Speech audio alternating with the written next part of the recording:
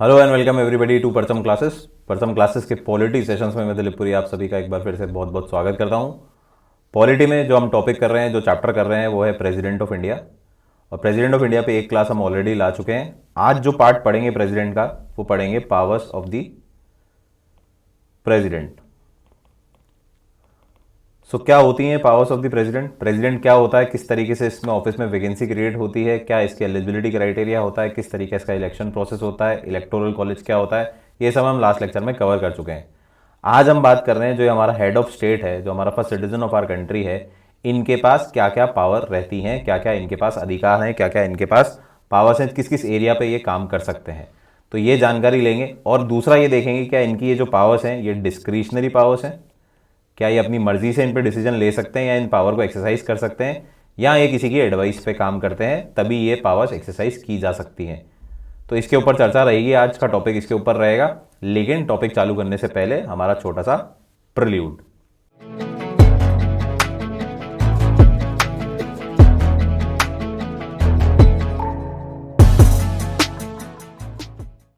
So welcome back class. I hope आपने prelude देख लिया हो। और अब चालू करते हैं हमारा without any further due today's topic, powers of the president. अब जैसा कि आपको पता है, प्रेसिडेंट हमारे देश का हेड ऑफ द स्टेट है, first citizen of our country है।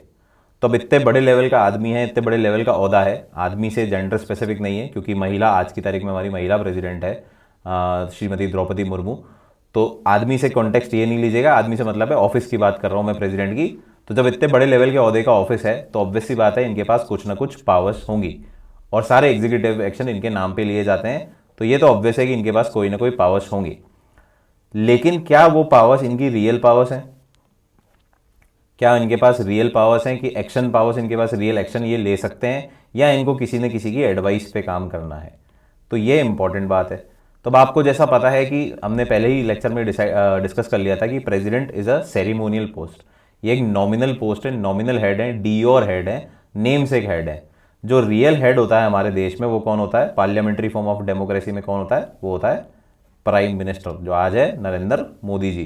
क्लियर है? तो सारी जो मेन पावर है, मेन एक्शन पावर जो भी रहेंगी वो किसके पास रहेंगी? रियल पावर्स वो रहेंगी de facto head, that is the prime minister of our country. लेकिन इसका कतई ये मतलब नहीं है कि प्रेसिडेंट की जो पोस्ट है वो यूजलेस पोस्ट है। Prime minister, council of minister भले ही अपने एक्सरसाइज कर सकते हैं पावर, लेकिन उस पावर को एक्सरसाइज करने के लिए अगेन जरूरत किसकी पड़ेगी? प्रेसिडेंट की पड़ेगी। प्रेसिडेंट के बिना कोई भी बिल लॉ नहीं बन सकता, कोई भी एक्शन, एग्जीक्यूटिव एक्शन नहीं लिया जा सकता, न कोर्ट का चीफ जस्टिस अपॉइंट किया जा सकता है, न हमारी एग्जीक्यूटिव डिपार्टमेंट ने उनके हेड डिसाइड किए जा सकते हैं। कोई भी चीज का कोई भी एग्जीक्यूटिव एक्शन लेना तो in the name of the president लेना पड़ेगा। तो कुल मिला के प्राइम मिनिस्टर, और अगर आपकी काउंसिल ऑफ मिनिस्टर को कोई एक्शन लेना भी है तो उसमें भी प्रेसिडेंट की जरूरत पड़ेगी। तो प्रेसिडेंट की पोजीशन अपने आप में एक पावरफुल पोजीशन है, उस पोजीशन को होल्ड करना ही अपने आप में एक पावरफुल बात है। बस ये है कि इनकी जो पावर है वो डिस्क्रिशनरी नहीं है, on the advice of certain kind of people है, तो ही ये अपनी पावर एक्सरसाइज कर सकते हैं। बट इनके बिना प्रोसेस कंप्लीट भी नहीं हो सकता। तो इसको अपन क्या बोल सकते हैं? इसको अपन रोल ऑफ प्रेसिडेंट ज्यादा बेहतर बोलेंगे तो ज्यादा सही रहेगा, क्योंकि पावर तो ऐसा सच नहीं है। पावर तो क्या होती है? जब आदमी अपनी मर्जी से कुछ कर सकता है, अपने खुद के इच्छा अनुसार कोई भी कर सकता है, स्व इच्छा के अनुसार कुछ कर सकता है। बट अनफॉर्चुनेटली हमारा प्रेसिडेंट ऐसा कुछ नहीं कर सकता। एक आध डिस्क्रिशनरी पावर है जिसको हम आगे धीरे धीरे समझते समझते चल लेंगे। क्लियर है? अपार्ट फ्रॉम दैट अभी हम सारी बाकी पावर्स देख लेते हैं, क्या क्या इनकी सेरिमोनियल पावर है या इनकी नेम से जो पावर्स हैं वो क्या क्या है। इंपॉर्टेंट जरूर है, इसको अब आप रोल की तरह भी समझ सकते हैं। तो सबसे पहली बात आती है मिलिट्री पावर्स की। अब मिलिट्री पावर्स, हमारे देश का फर्स्ट सिटीजन है, इसके पास मिलिट्री पावर्स भी हैं। क्या मिलिट्री पावर्स रहती हैं इनके पास? तो he is the supreme commander of all the lines of defence. तो हमारी जितनी भी डिफेंस फोर्सेज है, B it army, B it navy और बी इट एयरफोर्स, इन तीनों के सुप्रीम कमांडर कौन है? इन तीनों के सुप्रीम कमांडर है हमारे प्रेसिडेंट साहब।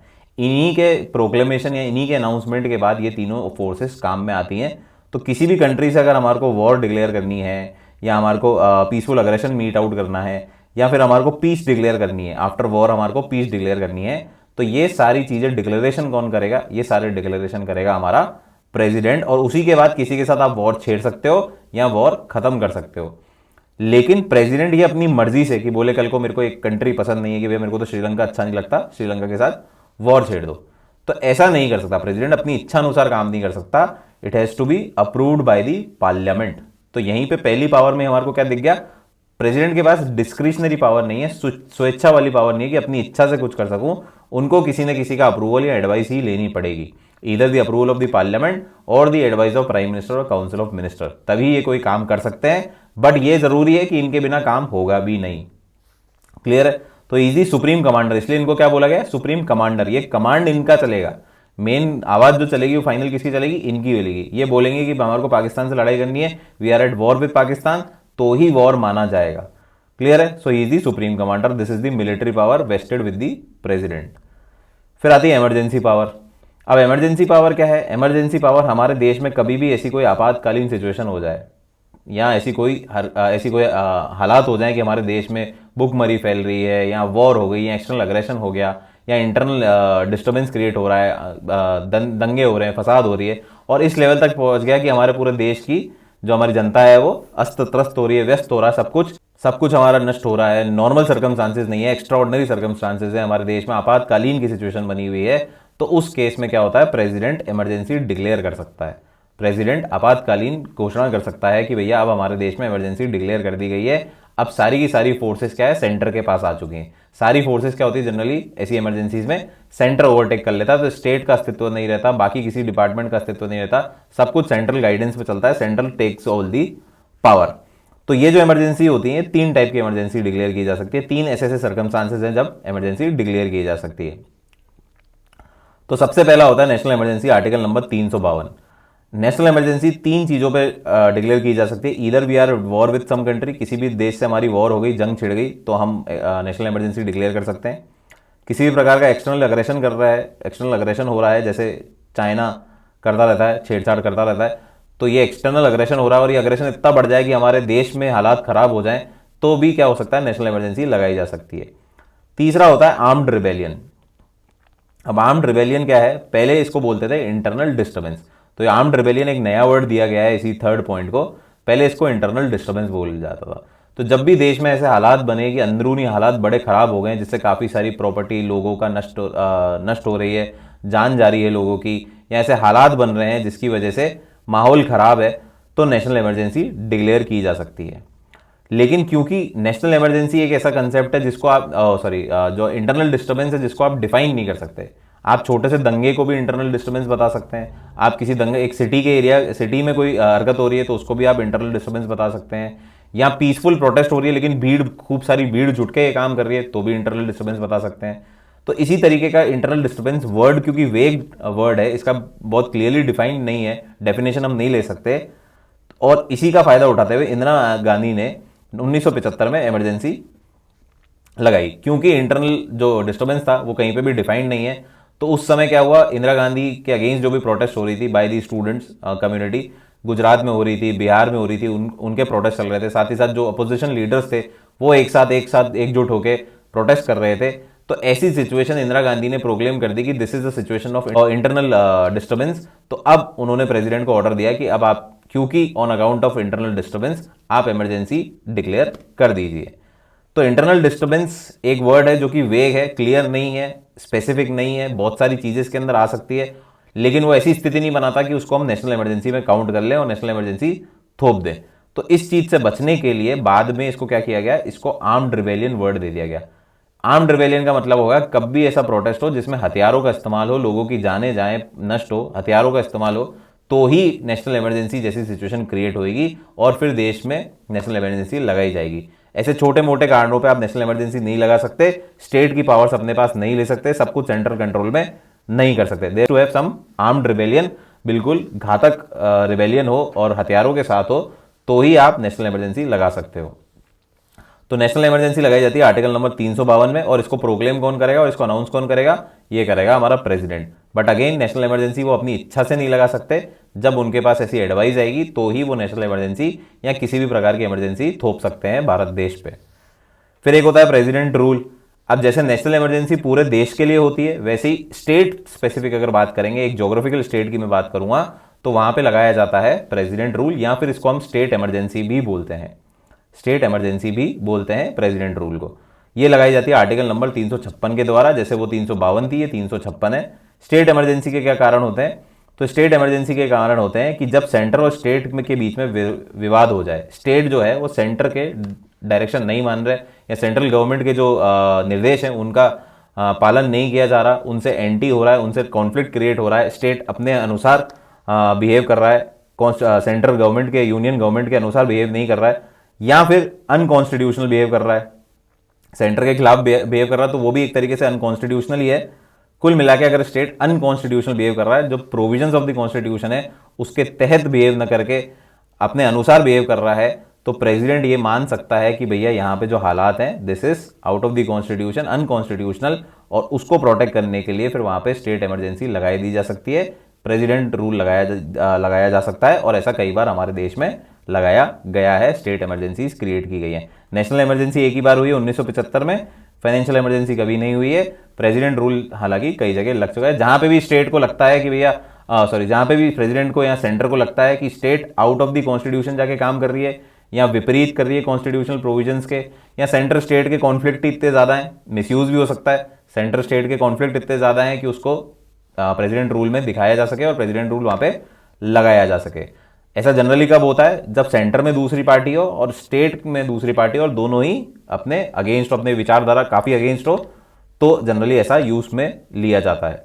तो प्रेसिडेंट रूल थोपा जा सकता है 356 के तहत, बट थोपेगा कौन, लगाएगा कौन? वो लगाएगा प्रेसिडेंट। तो पावर किसकी है? प्रेसिडेंट की है। फिर आती है फाइनेंशियल इमरजेंसी। तो फाइनेंशियल इमरजेंसी आर्टिकल 360 के तहत लगाया जा सकती है।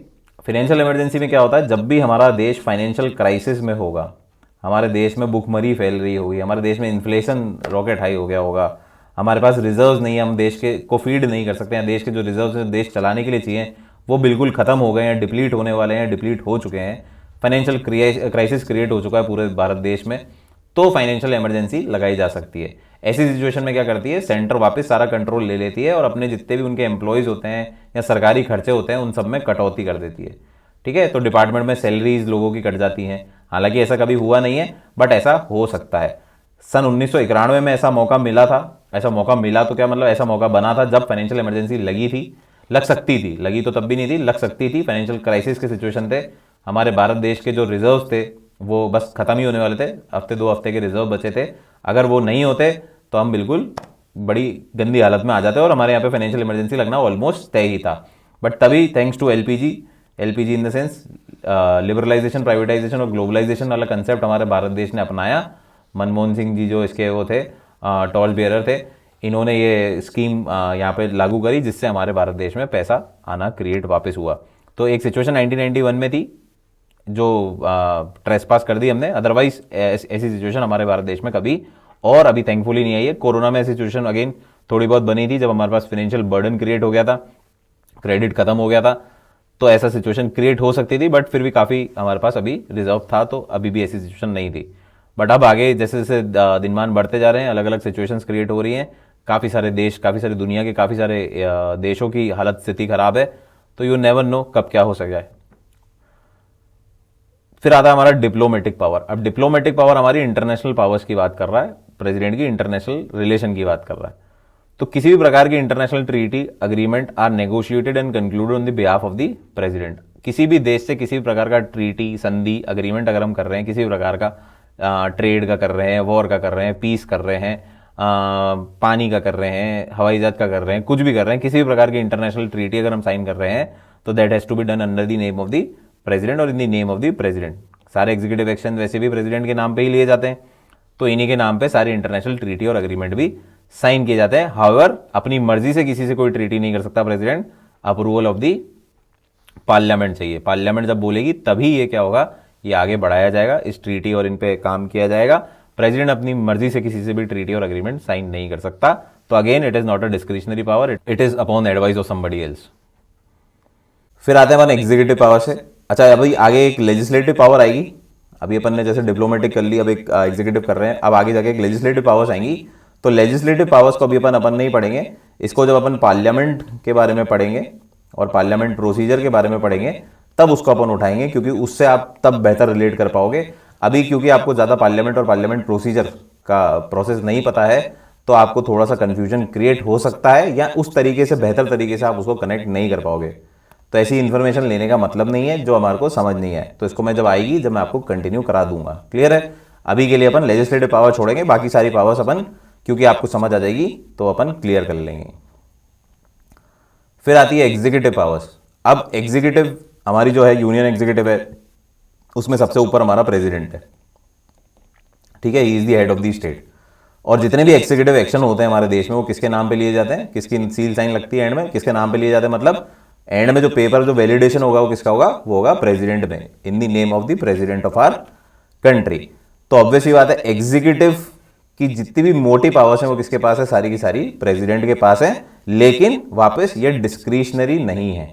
डिस्क्रिशनरी नहीं है मतलब अपने मन से कुछ नहीं कर सकते, इनको सब कुछ कोई ना कोई एडवाइस करेगा फिर ये करेंगे, अपने आप ये कुछ नहीं कर सकते, इतने काबिल ये नहीं है। ठीक है, so the executive powers and the function of the president are क्या है, he appoints the attorney general of India and determines his remuneration. ठीक है, तो जो अटॉर्नी जनरल ऑफ इंडिया है हमारे देश का, जो हमारा लॉ पर्सन है, जो हमारे देश का सेंट्रल गवर्नमेंट का लॉ पर्सन है, एडवोकेट है, लीगल एडवाइजर है, अटॉर्नी जनरल, तो उसको अपॉइंट कौन करेगा, प्रेसिडेंट करेगा। यहां पे सिर्फ बात क्या हो रही है, अपॉइंटमेंट करने की। ये सेरेमनी निभाते हैं कि भैया मैं अपॉइंट कर रहा हूं, कौन होगा ये डिसाइड नहीं करते हैं। ठीक है ना, कौन होगा ये डिसाइड नहीं करते हैं, वो डिसाइड होके आता है, ये सिर्फ उसको गद्दी पे बैठाते हैं। तो जितने भी इंपॉर्टेंट एग्जीक्यूटिव डिपार्टमेंट्स हैं सबके जो हेड होंगे वो कौन कौन कौन बैठवाएगा, वो बैठाएगा प्रेसिडेंट। अपॉइंट कौन करेगा, प्रेसिडेंट करेगा। सिंपल सी बात है कि भैया इन्हीं के नाम पे सारे डिसीजन होंगे, तो एंड में अप्रूवल और बैठाने का काम किसका रहेगा, प्रेसिडेंट का ही रहेगा।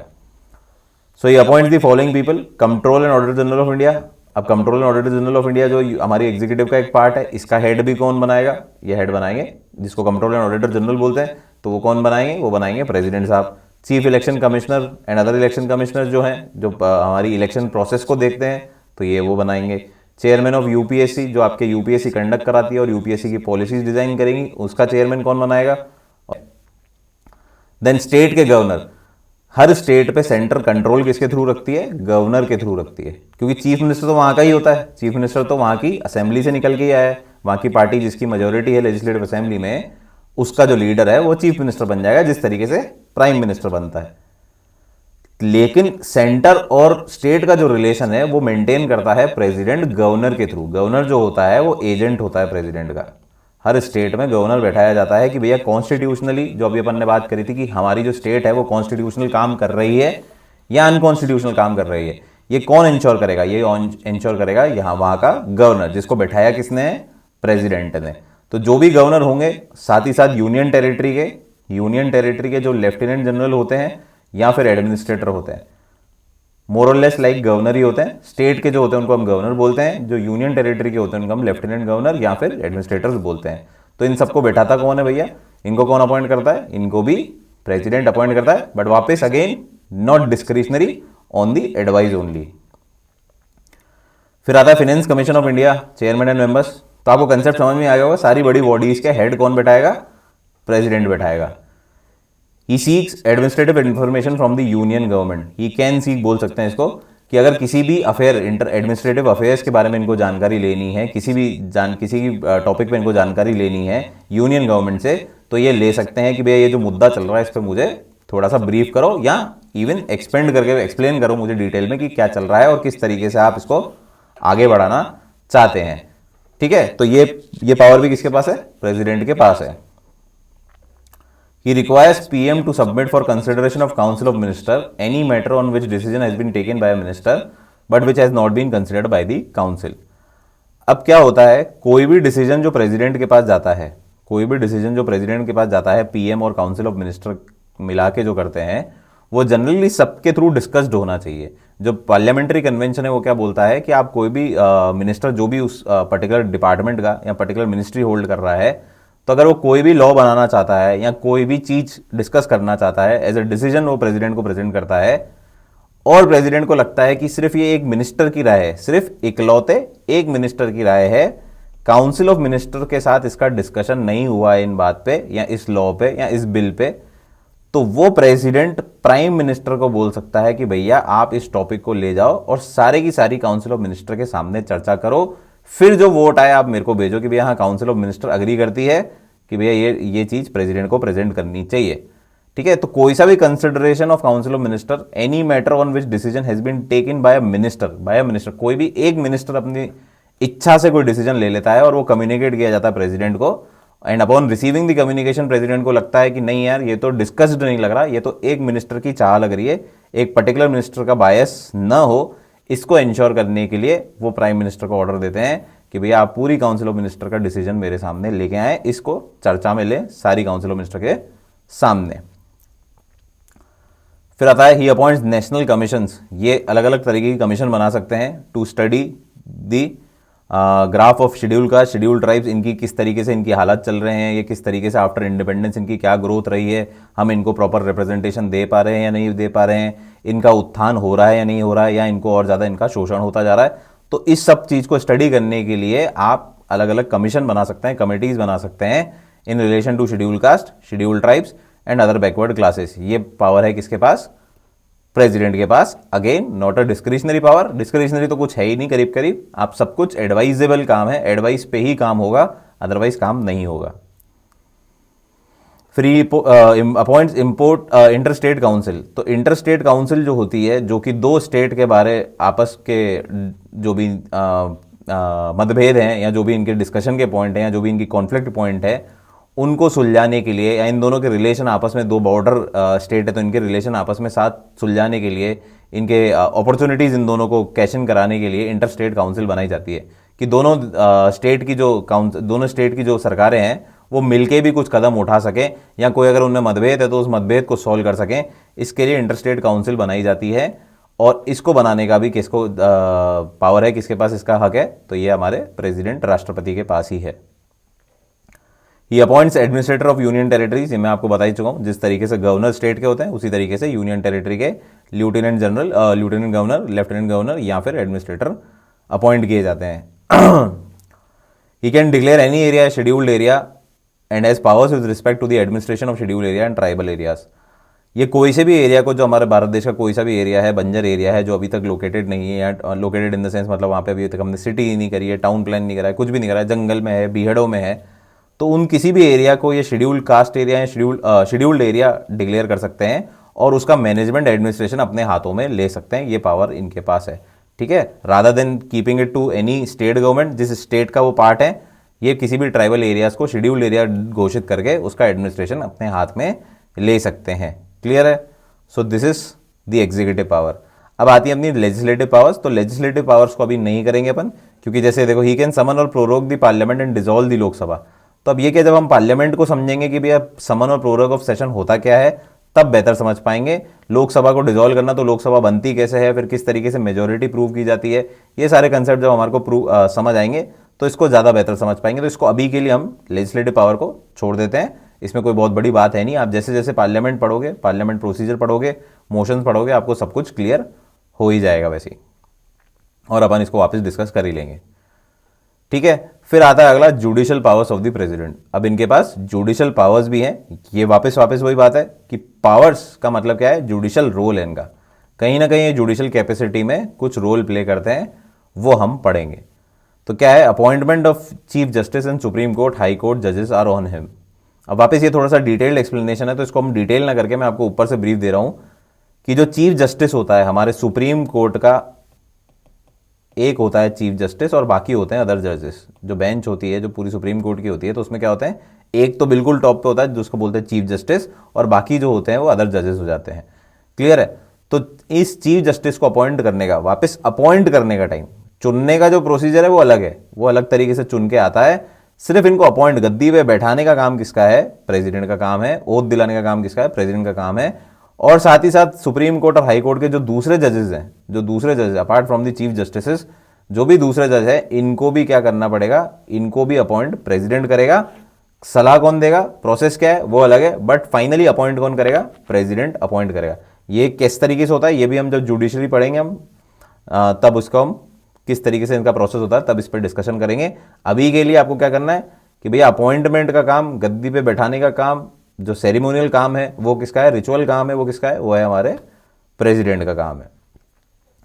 He takes advice from the Supreme Court, however the advice is not binding on him. अब एक आर्टिकल होता है, आर्टिकल नंबर 143, आर्टिकल 143 क्या बोलता है कि प्रेसिडेंट को कभी भी कॉन्स्टिट्यूशन का कोई पार्ट समझना है कि उनको कॉन्स्टिट्यूशन का ये पार्ट समझ नहीं आ रहा या इस पे अपनी राय दे, उनको जो सरकार का जो तरीका है वो समझ में नहीं आ रहा, सरकार का तरीका अलग है, कॉन्स्टिट्यूशन वो जो इंटरप्रेट कर रहे हैं वो अलग तरीके से इंटरप्रेट कर रहे हैं, कन्फ्यूजन क्रिएट हो रहा है, तो वो क्या कर सकते हैं, इस कन्फ्यूजन को दूर करने के लिए सुप्रीम कोर्ट से पूछ सकते हैं कि सुप्रीम कोर्ट साहब, सुप्रीम कोर्ट में जो भी जज हैं उनसे कि भाई साहब आप हमारे को ये जो कॉन्स्टिट्यूशन का पर्टिकुलर प्रोविजन है ये मुझे थोड़ा डिटेल में समझाओ या इस पे मेरे को आप एडवाइस दो, जो सरकार ये डिसीजन ले रही है या सरकार जो ये काम कर रही है ये मेरे को लग रहा है कॉन्स्टिट्यूशन के विपरीत है या कॉन्स्टिट्यूशन के अनुसार नहीं है, तो आप मुझे बताएं कि भैया इस पे किस तरीके से इस मैटर को डील किया जाए। क्लियर है। साथ ही साथ उनको जनरल कोई मतलब ऐसा नहीं है कि सरकार कोई एक्शन कर रही है, हो सकता है उनको जनरली ही कोई पार्ट समझना हो कॉन्स्टिट्यूशन का जो उनके दिमाग में ही द्वंद्व हो कि भैया इसको ऐसे भी लिया जा सकता है, इसको ऐसे भी लिया जा सकता है, तो उस पर क्लैरिटी पाने के लिए वो क्या कर सकते हैं, सुप्रीम कोर्ट से एडवाइस ले सकते हैं। लेकिन वो एडवाइस मानना या न मानना उनके ऊपर, it is not binding on him, मतलब इनके ऊपर ये एडवाइस इन्होंने दे दी सुप्रीम कोर्ट ने, तो ये फाइनल वर्ड मान के मानना नहीं है, डिसीजन वो अपने हिसाब से ही लेंगे, समझेंगे उसको अपने हिसाब से इंटरप्रेट करेंगे, बट एडवाइस लेनी थी भैया, राय मशवरा करना था, तो ये पावर इनको दी गई है आर्टिकल नंबर 143 में। वापस देखो जुडिशरी में रोल है, सच कोई पावर तो है ही नहीं है। ये है पार्डनिंग पावर, इसके अलावा इनके पास पार्डनिंग पावर है, उसको भी अभी आगे देख लेंगे हम। पार्डनिंग पावर यानी कि माफ करने की पावर है, कुछ मुल्जिमों को इनको माफ करने की पावर है, किस किस तरीके से वो भी अपन पार्डनिंग पावर देखेंगे तो उसमें हम डील कर लेंगे। ये पावर इनको देता है article number 72 of the constitution. He has been conferred with the power to grant pardon against punishment of an offence, union law, punishment by martial court और डेथ सेंटेंस। तो कोई भी जो यूनियन का लॉ है उसके अकॉर्डिंग, सीआरपीसी, आईपीसी जो भी इनके लॉज होते हैं उसके अकॉर्डिंग अगर किसी को सजा दी गई है तो उस पर भी वो माफ़ी दे सकते हैं। मार्शल कोर्ट, मिलिट्री कोर्ट जो है उन्होंने किसी को अगर सजा दी है तो उनको भी ये माफ़ कर सकते हैं, या किसी को डेथ सेंटेंस, फांसी की सजा दी गई है तो उसको भी ये माफ़ कर सकते हैं। और माफ़ के अलावा 2-3 चीज़ें और कर सकते हैं, मतलब ज़रूरी नहीं कि एकदम माफ़ी करना है, आप 2-3 चीज़ें और करनी है, वो भी अपन आगे जाके पढ़ ही लेंगे। फिर ये आता है emergency provisions of the president, ये तो पढ़ लिया अपन ने। 3 टाइप की emergency, national emergency, president rule, financial emergency, चलो रिवाइज हो गया यहीं पे ही। नेशनल इमरजेंसी 352, 3 चीज़ें, वॉर, एक्सटर्नल अग्रेशन और आर्म्ड रिवेलियन, इन तीनों केस में नेशनल इमरजेंसी लगाई जा सकती है। अनकॉन्स्टिट्यूशनल जब स्टेट बिहेव करेगी या सेंटर से बात नहीं मानेगी तो अनकॉन्स्टिट्यूशनल मान के प्रेसिडेंट रूल, स्टेट इमरजेंसी लगाई जा सकती है। फाइनेंशियल क्राइसिस के केस में फाइनेंशियल इमरजेंसी लगाई जा सकती है, आर्टिकल 360, 352, 356, 360। फिर आता है veto power of the president. अब veto power of the president क्या होता है, इसके लिए थोड़ा सा एक प्रोसेस समझ लीजिए कि कोई भी जो बिल होता है, कोई भी बिल है, किसी भी टॉपिक पे अगर हमारे को कोई लॉ बनाना है तो पहले क्या होता है, उसको बिल फॉर्म, उसका बिल्कुल रॉ फॉर्म क्या होता है, बिल फॉर्म में वो प्रेजेंट किया जाता है दोनों हाउसेज में, हाउसेज ऑफ पार्लियामेंट में, लोकसभा में, फिर राज्यसभा में, या अदर वे राउंड, आप राज्यसभा से लोकसभा में भी जा सकते हैं। कुल मिला के दोनों हाउस में आपको बिल पास करना है। प्लस पार्लियामेंट का जो तीसरा अंग है, प्रेसिडेंट के सिग्नेचर इस पे चाहिए या प्रेसिडेंट की असेंट इस पे चाहिए। जब ये तीनों पार्ट पूरे हो जाते हैं तो ही कोई बिल जाके क्या बनता है, लॉ बनता है। तो ही क्या जाकर बिल जाके क्या बनता है, लॉ बनता है। ये आपको समझना है, ठीक है। आता ही है, यहां तक समझ में आ जाती कहानी। अब ये जो तीसरा स्टेप है प्रेसिडेंट वाला, मैंने आपको बोला प्रेसिडेंट की असेंट मिलेगी तो ही लॉ बनेगा। प्रेसिडेंट की अगर असेंट नहीं मिलेगी तो लॉ नहीं बनेगा। नहीं मिलने को ही हम बोलते हैं veto power of the president. किन किन केसेस में नहीं मिल सकती या किन किन तरीके से नहीं मिल सकती, तो 4 तरीके की होती है, absolute veto, qualified veto, suspensive veto, pocket veto. Qualified veto हमारे यहाँ पे नहीं चलती हमारे भारत देश में, इसमें और सस्पेंसिव में कोई ज़्यादा फर्क है नहीं। क्या होती हैं अभी हम आगे समझ लेते हैं। तो असेंट नहीं देना यानी कि वीटो का इस्तेमाल करना कि मैं इस बिल को अपनी सहमति नहीं दे रहा हूं, मैं इस पर रोक लगा रहा हूं, या और एक आध प्रोसीजर जो अभी है अभी हम पढ़ लेंगे वो कर रहा हूं। कुल मिला के मैं अभी अपनी असेंट नहीं दे रहा हूं, मैं अपनी सहमति इस बिल पे नहीं दे रहा हूं कि इसको लॉ बनाया जाए, ठीक है। So veto power of the president में अगर अपन देखते हैं तो सबसे पहला होता है एब्सोल्यूट वीटो। एब्सोल्यूट वीटो क्या है, that is withholding of assent to the bill passed by the legislature. अब यहां पे क्या है, ये अपने बिल पे सहमति देते ही नहीं है, ये कुछ बोलते ही नहीं है, एब्सोल्यूट वीटो है, ये उसको रख देते हैं कि नहीं भैया मेरे को इस पर कोई भी सहमति देनी नहीं है, मेरी तरफ से गलत बिल है, ठीक है। विथहोल्ड कर दिया, अपना असेंट दिया ही नहीं, रिजेक्ट कर दिया कि भैया ये बिल रिजेक्टेड है, ठीक है, मेरी तरफ से मैं अब इसको असेंट नहीं दे रहा हूं। दूसरा आता है सस्पेंसिव वीटो। अब इस केस में क्या होता है, which can be overridden by the legislature with the ordinary majority. Suspensive veto में क्या होता है, सस्पेंसिव वीटो में प्रेसिडेंट बोलते हैं कि भैया मुझे ये बिल समझ में नहीं आ रहा, मुझे ये बिल समझ में नहीं आ रहा, और वो वापस रिकंसिडरेशन के लिए भेज देते हैं। क्या कर देते हैं, रिकंसिडरेशन के लिए हाउसेज ऑफ पार्लियामेंट में भेज देते हैं। वापस भेज दो आप लोकसभा राज्यसभा में, वापस इस पर एक बार आप रिकंसिडर करो, कोई अमेंडमेंट की जरूरत है अमेंडमेंट करो, नहीं करना तो वापस भेज दो। ठीक है, कुल मिला के मैं आपको बोल रहा हूँ, मैं आपको बोल रहा हूँ कि एक बार इस पर रिकंसिडरेशन वापस करो, बाइंडिंग नहीं है ये मेरे पे। ठीक है, अब लोकसभा और राज्यसभा के पास बिल वापस जाता है, ये देखते कि प्रेसिडेंट ने ये रिकमेंडेशन दी है, हमें डालनी है या नहीं डालनी है, इसको अमेंड करना है या नहीं करना है, तो ये इनका ही डिसीजन है। ये हो सकता है इसमें अमेंडमेंट कर दें, हो सकता है इसमें कोई अमेंडमेंट नहीं करें। आफ्टर अमेंडमेंट और नो अमेंडमेंट ये वापस से बिल किसको भेजेंगे, प्रेसिडेंट को भेजेंगे, वापस से बिल भेजेंगे प्रेसिडेंट को। तो इस केस में प्रेसिडेंट को कुछ भी करके अपनी रजामंदी देनी ही पड़ेगी, अपनी रजामंदी देनी ही पड़ेगी। क्लियर है, इस केस में अब सेकंड टाइम प्रेसिडेंट रिजेक्ट नहीं कर सकता बिल को, या ये नहीं बोल सकता कि एक और बार रिकंसिडरेशन करो या अमेंडमेंट डालो ही डालो। अमेंडमेंट डालना नहीं डालना किसका काम है, लोकसभा राज्यसभा का काम है। ठीक है, इन्होंने अगर बोला कि नहीं हमें नहीं लगता इसमें कोई अमेंडमेंट करना चाहिए, तो वापस प्रेसिडेंट को भेजेंगे और प्रेसिडेंट को अब अपनी सहमति, अपनी असेंट देनी ही पड़ेगी। ये मैंडेटरी हो जाता है।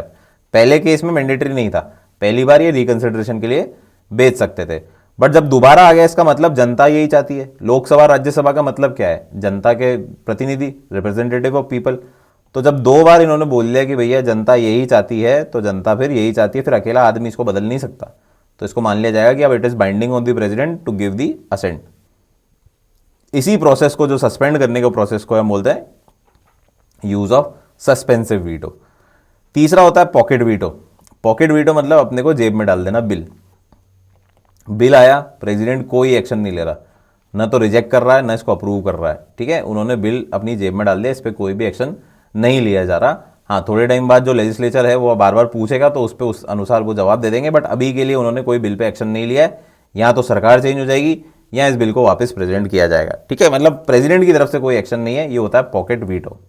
क्या कहलाता है, पॉकेट वीटो। और इसकी कोई भी समय सीमा भी नहीं दी गई है कि अपन बोले कि 10 दिन के लिए पॉकेट वीटो हो सकता है, महीने भर के लिए हो सकता है, 50 दिन के लिए हो सकता है, 100 दिन के लिए हो सकता है। नहीं, it is for unlimited time. जब तक प्रेसिडेंट को लग रहा है कि मेरे को इस पर कोई जवाब नहीं देना, मैं तो जेब में डाल के भूल गया, तब तक वो कर सकता है। इस टाइप की एक्सरसाइज को बोलते हैं पॉकेट वीटो। ठीक है, यूएसए में जो पॉकेट वीटो होती है दैट इज फॉर 10 डेज, 10 दिन का समय होता है। 10 दिन के अंदर अंदर वापस प्रेसिडेंट को रिप्लाई करना पड़ता है, अदरवाइज इससे ज़्यादा वो नहीं कर सकता। यहाँ पे कोई सीमा नहीं है, तो इसलिए मजाक मजाक में ये भी कहा जाता है कि भैया जो इंडियन पॉकेट है that is greater than American pocket of the president. ठीक है, इंडिया वाले की प्रेसिडेंट की पॉकेट ज़्यादा बड़ी है rather then the president of USA. Clear है, तो ये 3 तरीके से बिल को असेंट नहीं दी जा सकती। वीटो का मतलब ही क्या है कि मैं बिल को असेंट नहीं दे रहा हूं, उसमें कोई ना कोई फेरबदल कर रहा हूं या उम्मीद कर रहा हूं फेरबदल हो जाए। तो एब्सोल्यूट वीटो कि भैया मैं तो रिजेक्ट करता हूं, मैं इसको अपनी असेंट दूंगा ही नहीं, ये बिल लॉ बनेगा ही नहीं, ये बिल लॉ बनेगा ही नहीं। दूसरा सस्पेंसिव वीटो कि मुझे लगता है कि भाई साहब आप इस पर विचार विमर्श कर लें, वापस एक बार लोकसभा राज्यसभा में ले जाओ इसको, वहाँ पे लोगों से विचार विमर्श कराओ, मेरे ये कुछ रिकमेंडेशन है, अमेंडमेंट कर सको तो कर लो, नहीं तो कोई बात नहीं, वापस भेज दो, मैं हस्ताक्षर कर दूंगा। This is suspensive veto.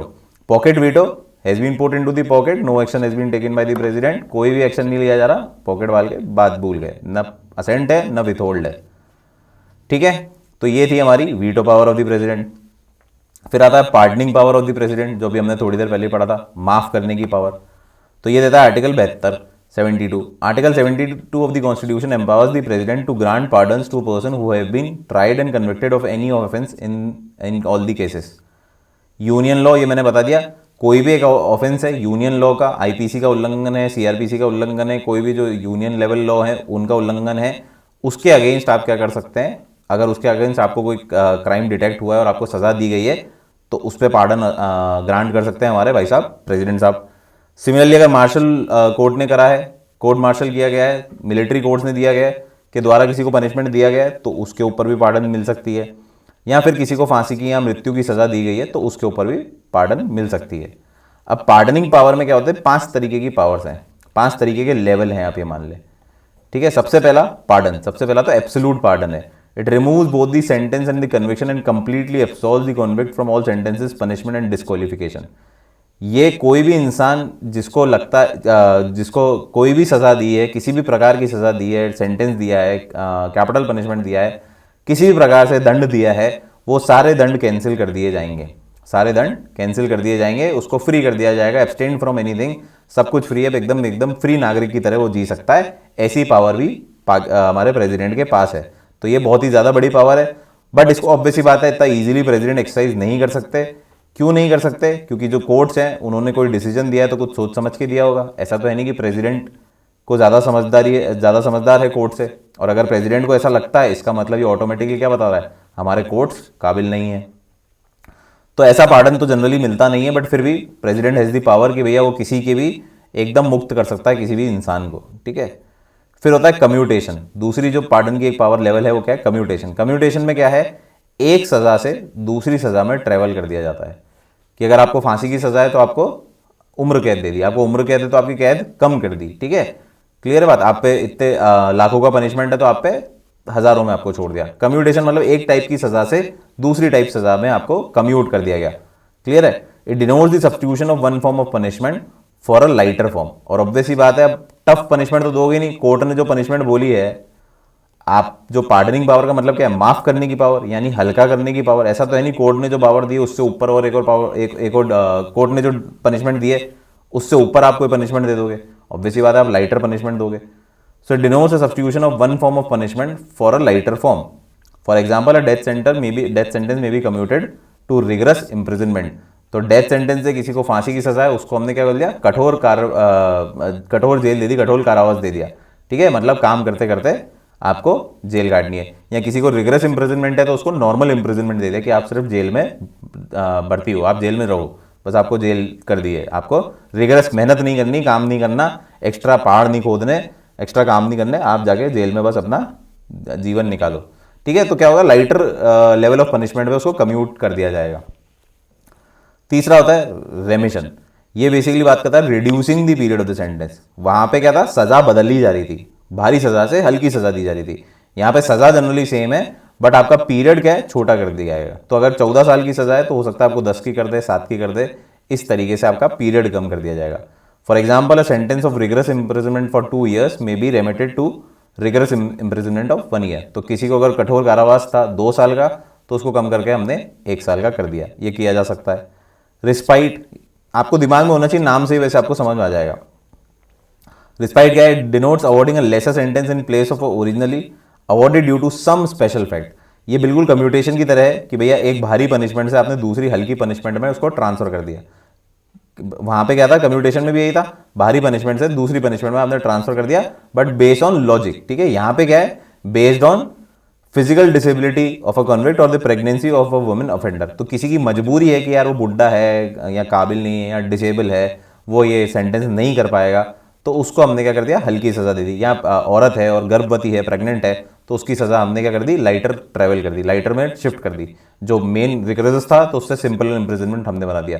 Suppose किसी को रिगरस कठोर कारावास था तो उससे और वो एक विमेन थी, प्रेग्नेंट विमेन थी, तो उससे हमने क्या बोल दिया, उसको प्रेसिडेंट ने बोल दिया कि भैया इससे कठोर कारावास कराने की जरूरत नहीं है, आप इससे सिंपल कारावास में इसको रखो, पर सजा तो काटनी है तो कारावास में, जेल में तो रहना ही पड़ेगा, जेल की रोटी तो खानी पड़ेगी, ठीक है। तो रिस्पाइट में ये हो सकता है। फिर आता है reprieve. It implies A stay on the execution of a sentence. ये बेसिकली क्या है, कोई भी सजा को माफ नहीं किया जा रहा, सिर्फ उसके ऊपर एक रोक लगाई जा रही है ताकि जब तक बेहतर तरीके से जांच पड़ताल हो सके और वो प्रेसिडेंट से उम्मीद कर सके कि प्रेसिडेंट मुझे पार्डन दे दे। कई बार पार्डन की एप्लीकेशन भी लगाई जा सकती है, पार्डन की गुहार भी की जा सकती है कि मुझे पार्डन चाहिए, ठीक है ना। तो वो प्रेसिडेंट की पार्डन सीख कर सके, इस दर में इसको इस पीरियड को टाइम पीरियड देने के लिए रिप्राइव किया जा सकता है। तो सपोज किसी को डेथ सेंटेंस अलॉट कर दी गई है, किसी को डेथ सेंटेंस बोल दी गई है कि 6 महीने बाद आपको फांसी की सजा दे दी गई है, आपको फांसी दे दी जाएगी। तो वो अपील कर सकता है कि मेरे को ये समय मेरी डेथ सेंटेंसेस को बढ़ा दिया जाए ताकि मैं प्रेसिडेंट से पार्डन सीख कर सकूं, पार्डन मांग सकूं।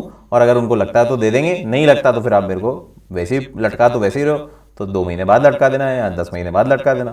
क्लियर है? So this is basically extension of time. जो सेंटेंस आपको दी गई है उसका टाइम बढ़ाने की प्रक्रिया है, अदरवाइज कोई इसमें कुछ खास है नहीं।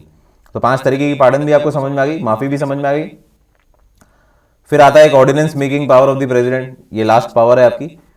Ordinance making power of the president, ये भी वैसे लेजिस्लेटिव में आपको समझ में आ जाएगी, पर ठीक है हल्का फुल्का आपको समझ आ सकता है, इसलिए मैं आपको यहाँ पे समझा सकता हूँ। जनरली जो लॉ बनाता है वो कौन बनाता है, हमारे हाउसेज ऑफ पार्लियामेंट बनाते हैं, then signed by the president, तभी लॉ बनता है। अभी मैंने आपको बताया कोई भी बिल लॉ कब बनेगा, जब हाउसेज ऑफ पार्लियामेंट से पास होगा and then when it is signed और given assent by the president, तो वो लॉ बन जाएगा। बट सपोज करो कि भैया हाउसेज ऑफ पार्लियामेंट सेशन में ही नहीं है, सेशन में ही नहीं। अब ऐसा तो है नहीं है 365 दिन पार्लियामेंट में ही बैठे रहते हैं ये लोग, ऑब्वियस ही बात है। ये क्या बीच बीच में मिलते हैं, ये बीच बीच में मिलते हैं। तो हमारे यहाँ पे जनरली 3 सेशन होते हैं, एक होता है हमारा बजट सेशन, एक होता है हमारा मॉनसून सेशन और एक होता है हमारा विंटर सेशन। तो साल में ये 3 बार मिलते हैं छोटे छोटे पीरियड के लिए, महीने, 1.5 महीने, 2 महीने के लिए, ठीक है। तो 2 महीने के लिए यहाँ मिले, 2 महीने के लिए यहाँ मिले, 1.5 महीने के लिए यहाँ मिले, ठीक है। तभी सेशन चलते हैं पार्लियामेंट के, अदरवाइज पार्लियामेंट में कुछ भी नहीं हो रहा था, कबूतर घूम रहे होते हैं, या जो उनके नॉर्मल एग्जीक्यूटिव जो लोअर लेवल स्टाफ है वो काम करता है, पॉलिटिकल विभाग नहीं बैठता, ठीक है। तो ये सेशन कहलाते हैं। अब इस सेशन को लॉ बनाने के लिए सेशन तो जरूरी है। अगर कोई भी लॉ बनाना है तो हाउसेज ऑफ पार्लियामेंट से पास होना है, और हाउसेज ऑफ पार्लियामेंट कब बैठेंगे, जब सेशन हो रहा होगा। तो कभी ऐसी सिचुएशन भी तो हो सकती है कि सेशन ही नहीं हो रहा हो, सेशन ही नहीं हो रहा, हाउसेज ऑफ पार्लियामेंट अपने अपने घर में बैठे हैं, लोकसभा राज्यसभा दोनों के मेंबर अपने अपने घर में बैठे हैं, या कोई भी हाउस के मेंबर, एक भी हाउस के, चाहे वो लोकसभा है चाहे राज्यसभा है, दोनों में से एक भी हाउस घर में बैठा है या उसके लोग घर में बैठे हैं, तो कानून तो बन ही नहीं सकता, क्योंकि कानून बनने के लिए तो दोनों हाउसेज की जरूरत है, लोकसभा से भी पास होगा, राज्यसभा से भी पास होगा, और आपके प्रेसिडेंट चाचा जी भी करेंगे, तो ये तो हो ही नहीं सकता। क्लियर है। तो अब सेशन नहीं है, अब अगर सेशन नहीं है तो उस केस में क्या होता है, प्रेसिडेंट को लॉ बनाना पड़ा है अगर, और कोई ऐसी इंपॉर्टेंट चीज आ जाए कि जिसपे लॉ बनाना जरूरी है, उस पर जरूरत है, या आपातकालीन सिचुएशन हो रही है, तो हमारे को कोई ना कोई लॉ लेके आना है। क्लियर है। तो उस केस में क्या होता है, प्रेसिडेंट क्या करता है, प्रेसिडेंट ऑर्डिनेंस इशू कर सकता है। क्या इशू कर सकता है, ऑर्डिनेंस इशू कर सकता है। ये उसकी वरीयता, इसकी जो वैलिडिटी है, that is as good as a law. जो हम लॉ बनाते हैं हाउसेज ऑफ पार्लियामेंट से पास करके फिर प्रेसिडेंट साइन करता है, इसकी भी वैल्यू उतनी की उतनी है ऑर्डिनेंस की, बट इसके साथ एक टाइम पीरियड अटैच्ड है कि ये मैक्सिमम 6 महीने और 6 वीक तक चल सकता है, मैक्सिमम 6 महीने और 6 वीक तक चल सकता है। उसके बाद इसको क्या करना पड़ेगा, हाउसेज ऑफ पार्लियामेंट से पास होना पड़ेगा, तभी ये लॉ बन पाएगा, अदरवाइज नहीं कर पाएगा। नहीं तो मैक्सिमम ये 6 महीने 6 वीक तक वैलिड रहेगा। अब सवाल आता है कि 6 महीने 6 वीक तक ही क्यों वैलिड रहेगा, तो क्योंकि जैसा मैंने आपको बताया, जो पार्लियामेंट के सेशन है, बजट सेशन, मॉनसून सेशन और विंटर सेशन, इन सेशंस में मैक्सिमम गैप कितना हो सकता है, 6 महीने का हो सकता है। किन्हीं 2 सेशन में मैक्सिमम गैप कितना हो सकता है, 6 महीने का गैप हो सकता है इन सेशंस के बीच में। और 6 महीने के बाद ऑर्डिनेंस को 6 हफ्ते का पीरियड और मिलता है कि अब सेशन चालू हो चुका है, दोनों हाउसेस आ चुके हैं, तो अब 6 हफ्ते के अंदर ये दोनों हाउसेस से पास हो जाना चाहिए। फिर प्रेसिडेंट तो ऑब्वियसली बात है इस पे साइन कर ही देंगे, क्योंकि ऑर्डिनेंस वही लाए थे। तो 6 महीने 6 हफ्ते के अंदर अंदर इस ऑर्डिनेंस को आपको हाउसेज ऑफ पार्लियामेंट से अप्रूवल दिलाना पड़ेगा, तब जाके ये लॉ बनेगा। उससे पहले आपको कोई जरूरत नहीं है, ऑर्डिनेंस अपने आप लॉ का काम करेगा 6 महीने 6 हफ्ते तक, तो इसमें कोई दिक्कत नहीं है। क्लियर है। So the maximum life of an ordinance can be 6 months 6 week. उससे पहले अगर सेशन क्रिएट हो गया, 3 महीने बाद ही मिल गए सेशन, हाउसेज ऑफ पार्लियामेंट मिल गए, लोकसभा आ गई, राज्यसभा आ गई, तो 3 महीने के अंदर ही काम हो जाएगा। बट मैक्सिमम से मैक्सिमम क्या हो सकता है भैया, 6 महीने तो हो सकता है, और 6 हफ्ते उसके बाद का पीरियड हो गया, क्योंकि 6 महीने से ज्यादा सेशन में गैप नहीं रहेगा। पार्लियामेंट को भी तो काम है, उन लोकसभा राज्यसभा को कोई ऑब्वियसली बात है, साल भर में से 6 महीने घर पे थोड़ी बैठ जाएंगे, तो आपको कभी तो आना ही पड़ेगा। तो मैक्सिमम जो गैप है वो 6 महीने का हो सकता है, और उसके बाद 6 वीक एक्स्ट्रा टाइम आपको मिल जाएगा ऑर्डिनेंस को लॉ बनाने में। नहीं समझ में आया हो तो भी बेहतर तरीके से अपन जब इसको लेजिस्लेटिव या पार्लियामेंट समझेंगे तब और बेहतर तरीके से आ जाएगा, अदरवाइज मेरे हिसाब से आपको समझ आ गया होगा। इसी एक्ट को बोलते हैं, इस आर्टिकल को क्या बोलते हैं, इस आर्टिकल का नंबर क्या है, आर्टिकल नंबर 123, 1 2 3, बहुत ही प्यारा नंबर है, 1 2 3। तो आर्टिकल नंबर 1 2 3 ये बोलता है कि आपको ऑर्डिनेंस पावर है हमारे प्रेसिडेंट को, लेकिन वापस यही बात है, प्रेसिडेंट अपने मन से कुछ भी नहीं करेंगे। ये भी कौन बताएगा, prime minister of council of minister बताएंगे कि भैया अभी सेशन नहीं है पार्लियामेंट के, बट हमारे को ये लॉ निकालने की जरूरत है, तो प्रेसिडेंट महोदय प्लीज ये काम करें कि भैया आप ये अनाउंस कर दें कि मैं ये ऑर्डिनेंस दे रहा हूं, अध्यादेश दे रहा हूं। So article 123 of the constitution empowers the president to promulgate ordinances during the recess of the parliament. इस पीरियड को क्या बोला जाता है, रिसेस ऑफ द पार्लियामेंट, जब दोनों ही हाउस मौजूद नहीं हो, लोकसभा राज्यसभा, या दोनों में से एक भी हाउस मौजूद नहीं हो, तो वो रिसेस का पीरियड है, उस टाइम ऑर्डिनेंस लाया जा सकता है। He can promulgate an ordinance only when both the houses of the parliament are not in session or either of the house is not in session। तो दोनों हाउसेज नहीं हो या दोनों में से कोई सा भी हाउस नहीं हो। ऑब्वियस सी बात है, क्योंकि लॉ बनाने के लिए तो दोनों हाउसेज की जरूरत है, तो एक नहीं भी होगा तो भी आपको ऑर्डिनेंस इशू कर सकता है president. He can make an ordinance only when he is satisfied that circumstances exist that render it necessary for him to take the immediate action। अब प्राइम मिनिस्टर और काउंसिल ऑफ मिनिस्टर उनको बोलेंगे, उसके बाद president ये देखेंगे कि भैया ऑर्डिनेंस निकालने की सही में ज़रूरत है या नहीं है, तो वो उसका ऑर्डिनेंस निकालेंगे। तो इनको सिचुएशन एक बार भापने की इनसे एक्सपेक्टेशन है कि भैया सिचुएशन भापना कि भैया एकदम अर्जेंट है तो ही निकालना, नहीं तो कोशिश करें कि नहीं निकाले। बट ऑब्वियसली बात है, क्योंकि काम तो इनके कहने पर करना है, तो इनका तो बेचारे का कोई खास रोल है नहीं, इनको तो बस मुंडी हिलानी है। Every ordinance issued by the president during the recess of the parliament must be laid before the houses of parliament when it reassembles। ये मैं आपको बता ही चुका हूँ, ये ऑर्डिनेंस रहेगा जब तक हाउसेज ऑफ पार्लियामेंट नहीं है। जैसे ही लोकसभा राज्यसभा दोनों भाई आ गए, आपको ये क्या करना है, इनके सामने सबमिट करना है और इनको इसके ऊपर अप्रूवल देना है। If it is approved by both the houses it becomes an act. Act या लॉ बन जाता है अगर ये ऑर्डिनेंस पास हो जाता है। If parliament takes no action at all, अगर पार्लियामेंट कोई एक्शन नहीं लेती उसके ऊपर, यानी इसका अप्रूवल नहीं देती, so the ordinance ceases to operate at the expiry of 6 weeks। 6 हफ्ते के अंदर अंदर अगर हाउसेज ऑफ पार्लियामेंट इस पर अप्रूवल नहीं देती है तो ये जो ऑर्डिनेंस है वो क्या हो जाएगा, डेड हो जाएगा। क्लियर है? तो 6 हफ्ते का समय तो काय के बाद है, houses of parliament Lok Sabha Rajya Sabha मिलने के बाद, और इससे पहले क्या हो सकता है, 6 महीने का मैक्सिमम टाइम और मिल सकता है जब तक ये सेशन के अंदर आए। सेशन के आने के बाद तो 6 हफ्ते, सेशन नहीं आए जब तक मैक्सिमम टाइम कितना है, 6 महीने 6 हफ्ते। क्लियर है बात? So this was ordinance power of the president, और इसी के साथ हमने प्रेसिडेंट कर लिया है, पूरा प्रेसिडेंट चैप्टर की पावर्स कर ली हैं। अब एक जो इलेक्शन ऑफ प्रेसिडेंट की मैथमेटिकल पार्ट है, इसके ऊपर मैं क्लास लेके आऊँगा। तो जिन बच्चों को ये काम है, पूरा किस तरीके से प्रोसेस काम करता है, क्या डिटेल्ड प्रोसीजर है, जिनको जानना हो तो वही ये टॉपिक अटेंड करें, अदरवाइज आपको ये इतना कोई काम का है नहीं। मिलते हैं नेक्स्ट क्लास में। Till then, take care. कोई भी क्वेश्चन हो, please put it down in the comment section, या you can connect with me at various social platforms. I am available almost everywhere. Thank you so much.